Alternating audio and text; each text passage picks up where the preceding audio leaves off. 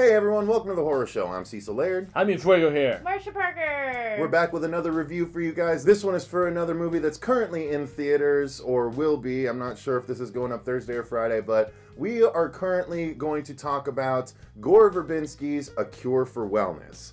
Now, we actually did 2 trailer reactions for this. Only one of them you guys got to see because of some technical difficulties with the second episode, but we got to go see this, and we are going to let you guys know just what we thought of it, and it's probably going to prove to be an interesting review. So let's get into it, and the first thing I need to say is that this could barely be considered a horror movie. It feels more like a mystery with certain possibly body horror elements. It's a horror mystery. Maybe, I guess. I thought so. Just opinion. Yeah, you should go last. It's two against one on this one yet again. So, oh man, this has happened so many times. I'm experiencing deja vu, almost like I'm in a dream. But yeah. So let's talk about the story on this one. It's about Dane DeHaan plays a salesman, or a very good salesman that's next to being partner in a firm that is having some sort of difficulties. It's about to be merged actually with another company, and in order to finalize the merge, they need the signature of the owner, who has all but disappeared, and so Dane DeHaan is tasked with going and retrieving him in order to complete the merger. Now, he goes to where the owner was last supposedly supposed to be, and it is this weird clinic at the base of the Swiss Alps. Yep. And this is where it becomes what I consider this movie, which was essentially a melding of Shutter Island mainly, secondarily The Road to Wellville, and tertiarily I would say it's also Crimson Peak. I'd say some dashes of Dark City, and maybe even Wes Anderson, honestly, in some of I don't know where you get either of those things, but all right. Really? I don't know what Wes Anderson is. What's a Wes Anderson did Rushmore and Grand Budapest Hotel. Grand Budapest That's Hotel. what this reminded me of at times, at least visually. But continue, story, sir. Yeah. So anyway, as Dane is exploring this clinic, he starts to see, sort of a mysterious underbelly that no one else seems to be aware of. And again, this is part of the problem for the movie. With the movie, for me, it's stuff that I feel like we've seen a bunch of times before. Someone going to investigate a place like this and ending up getting embroiled in it and not able to leave like he thought he would. And it just, outside of the visuals, which we'll get to, I just did not feel that overall this movie was worth the 2 hours and 26 minutes It's very long. it forced me to sit through. Very long. Felt long. We were an hour and a half in, and it already felt like 2+ to me. Yeah. Cecil got up to go to the bathroom. Twice, actually, it was that long. Came back and was all like, we still have an hour left. I'm like, what? Hasn't it already been 2 hours? Like, I don't understand what's happening. Like, Well, it was definitely very slow, but I was still engaged, although it really lagged in the middle of the film. You'd like it. No, I liked it, but I didn't love it. It lagged in the middle, and that was the biggest problem. There was scripting issues throughout this movie, from some stupid dialogue at times that really, really bugged me, to just some the tropey stuff like you mentioned, and also some convenient things happening, and also some predictable things happening because we'd seen things like this before. If it had been an hour and a half, I think it would have been a much more successful movie. I think some other reviewers around the net were just saying there were pacing issues, that the runtime was going to be a big problem for this movie, and perhaps it was. And I mean, since we've already touched upon the story, I definitely want to get to the visuals of this film, because I thought that Gore Verbinski really shined with his visual touch. It was a stunningly filmed movie. I love his essence of reflectiveness that he often uses, where you would start out a shot like with the reflection of what's really going on through the eye of like an animal that's on the wall, or through a mirror or something like that. There was also some Murmurs of the Ring where there was like these quick flashes of strange visuals, and there's odd like allegedly trip out scenes, or are they trip out scenes, and so I mean visually I thought the film looked good, but boy did it drag. It's seriously drag, damn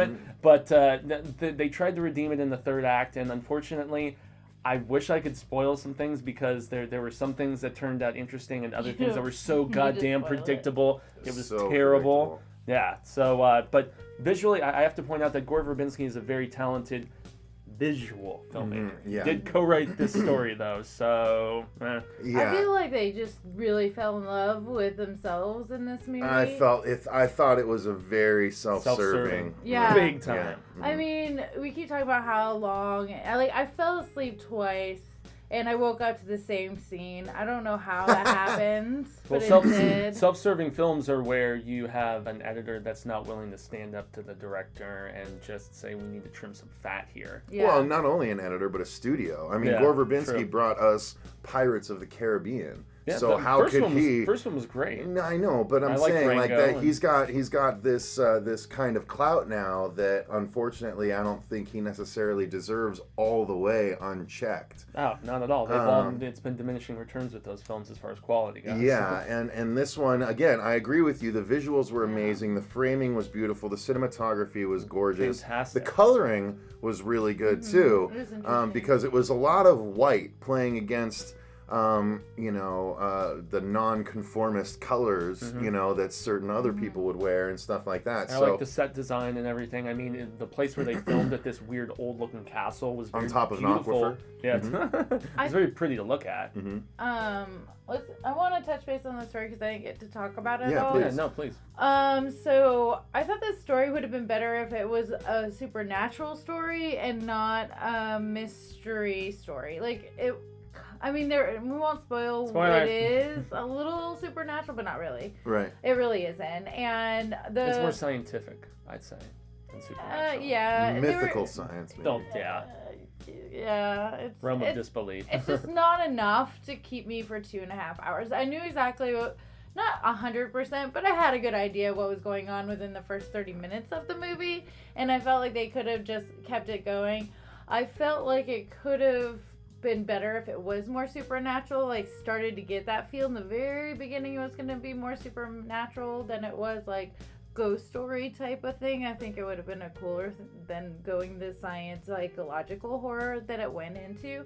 And I hate to say the word horror because it wasn't really to me. There was some really graphic bodily injuries happening a couple of times, and then the one little bit of CG that really stuck out. Yeah, that was really rough. Unnecessary, okay? I'm just gonna say burns don't look like that. No, And I don't why think it was did- supposed to be that. No, I think it was a mixture Really? of that and Burns and- years of decay. Yeah. Yeah. You can do that easily with makeup. You don't need CG. I agree. No, that CG looked, the first reveal of that particular thing you're talking about looked awful. There's also some So animal. bad. Awful. There's also some animal CG that looked really poor too. Yeah, I Yeah. agree. The after an initial impact, there was Yeah. it looked And I'm was sure that really upset bad. you too, because that was horrible the way they showed like the slowing and then just the. Yeah. Yeah. But it didn't. No, I don't think it would have It- been it that didn't horrible hit because as- it didn't look it did look real fake. enough to, Yeah. to really hit home. Yeah. Poor so Bambi. so moving on, let's hit Acting. the acting for sure. Dane DeHaan, again, if you guys don't know who he is, he played Harry in the new Spider-Man, the sequel in the new Spider-Man reboot, as well as the sort of crazy friend, or the friend that ends up going crazy in Chronicle. Yep, and has a big DBZ fight in the air, which is totally badass. Yeah, so he's And a Life After really Death. really good. Yeah, that's true too. I like But that movie. he's a solid actor for sure. A lot of people might liken him to a young DiCaprio. I could some see, ways, but unfortunately he couldn't carry the rest of the movie. And there was another. It was a heavy load. The how long main this doctor was. is someone we've seen before, but it's Jason Isaacs. I want was to that say Jason his Isaacs? name Yeah, is. yeah, it must have been. Yeah, Yeah. Lucius Malfoy from Yeah. from the Harry Potter Totally, movies. Yeah, totally, yeah, because he had Yeah, long I've hair, seen him long before. white hair. Yeah. back A few then, times. yeah, I thought but he was serviceable enough. serviceable, but again, not stick. Like it's just there have been other mischievous doctors that have been way more interesting and fun to watch than he. Yeah. They Like, probably have better scripts to work Yeah, And, with. well, and I that felt goes like right with- back to the poor scripting. Yeah, I Right? feel like everybody did their job except for the writer, unfortunately. I And thought editor. the young girl was a little too bug-eyed for me too much, and I don't like the She's a fact that little she was weird. basically missing eyebrows. That was like really twisting me up the whole movie. I could just be. Because when she at one point she puts on lipstick and like she's got this super red lips and then no eye, and it's just like, what is the deal? Like, why would they do this to us visually? Maybe it's a mild spoiler, but one of the scripting things, because we keep circling back to this, and with all the potential that was lost on this film, is that there was no consequences often, to characters doing things, and you would think something would get clamped on down, and it just didn't transpire. Well, there was one moment of consequence, which was one of the best parts of the movie, I thought. Which was one of the moments that Marcia was talking about. Yeah. But that was basically it. Like, and then like, there was another one later on that was but again, that's something we've seen before too. Also. Like, it's. Oh yeah, that scene. That was I kept horrible. looking at Cecil because I know how he feels about that stuff. And I had to look down. I was just like, this is going places I don't want to. It didn't bother me. It should have bothered me. It didn't. I didn't care. You care enough about the girl. Because she's so bug-eyed. You're like, fuck that bitch. Oh no, not even that. I wasn't talking about that. I was talking about something having to do with a tube.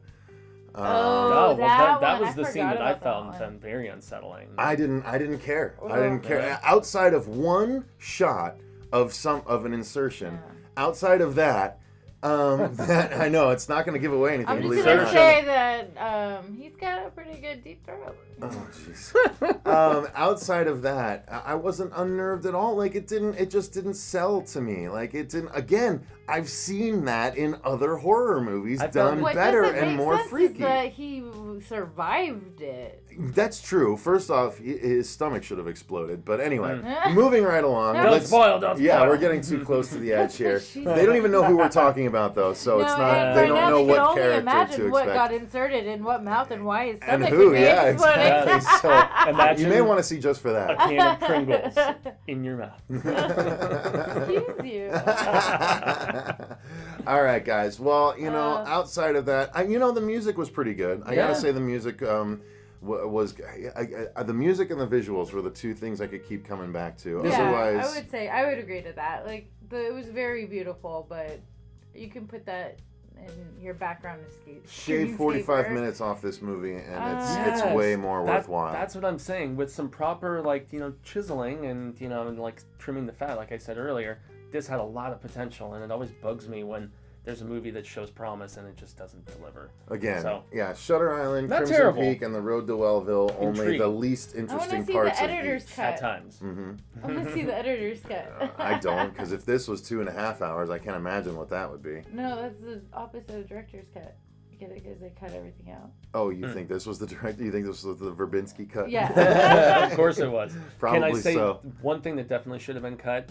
The very end of the movie, it was one scene too long. There was an interaction at the very end that I thought took away the surreal, punch of what had happened. That was Things coming for Chica. No, stupid. No, I hated it. It felt tacked on and unnecessary. The underlining of the movie, it all got resolved at the very end. It did feel very. After you watch the movie, what do you guys think? Yeah. Was the ending? Should they have? Let us know, you guys. If you saw it, don't spoil it in the comments because some people may want to actually go see this, and we didn't spoil it in this review. So let us know what you thought of it, though, if you did see it. Let us know if you're interested to see it, even though we gave our opinions and they were as such. So I'd be curious, though. I want to find out what other people think of it. Hey, if Jaime liked it, I'm sure there's one person out there that might like it. If Jaime liked it, Jaime liking something is not an indication of anything. There was one person. One or the other. There was one person coming out of the theater that was like, I liked it. And they were the one talking to the studio rep, probably. Yeah, but there was also a guy immediately behind us that was like, I still don't know what the hell I just watched. 4 times. There was a lot of surreal, just almost like altered states, if you guys have ever seen that. That was another film that had great promise and didn't deliver with different, just trippy visual aspects in any event. Anyway. Watch that instead. Yeah, we keep talking about movies that were better, so take that for what it's worth. Yeah, it's true. And they're not even, Crimson Peak, better, still bad movie. Grand Budapest Hotel, better. Anyway. I could never say Crimson Peak is better than any movie. You didn't think it was better than this one? Maybe it at least had the ghosts. Maybe Darkness Falls. I don't know. I like Darkness Falls. No, Darkness Falls. Which one is the one that I hate? Darkness. The Darkness. With the Baconator. Oh, that's terrible. Yeah, All right. Okay, anyway, sorry. I actually like this more than Crimson Peak. I did. I just like Marcia's sigh. That's what made me laugh. All All right. Better. Well, thanks very much for watching, you guys. I've been Cecil Laird. Gracias up and Jaime Fuego. Marcia Parker. And remember, stay scared. Check out the merch store. Like, share, subscribe. Ow.